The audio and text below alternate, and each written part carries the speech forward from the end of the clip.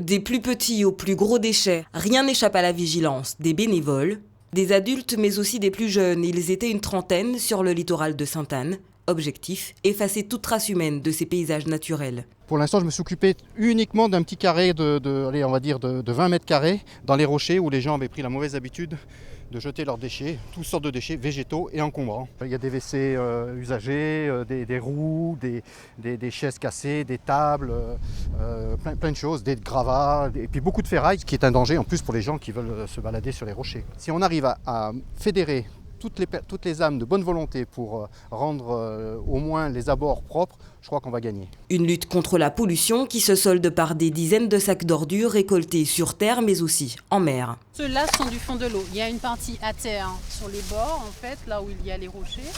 Une partie sur les plages, mais là c'est une partie qui est plus souvent nettoyée, donc on trouve moins de déchets, mais le gros des déchets c'est là où c'est caché, là où les gens viennent le mettre et ils mettent des végétaux dessus pour cacher. C'était un ventilo et des morceaux de ferraille qui avaient le casier, des barbecues.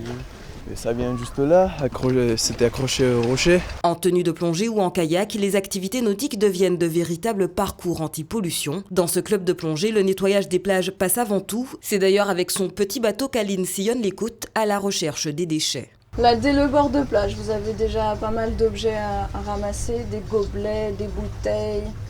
Ça permet aussi de nettoyer pour pas que les gens se blessent. C'est surtout pour repérer aussi les plongeurs qui sont en train de ramasser, éventuellement aller les aider s'ils ramassent des gros objets.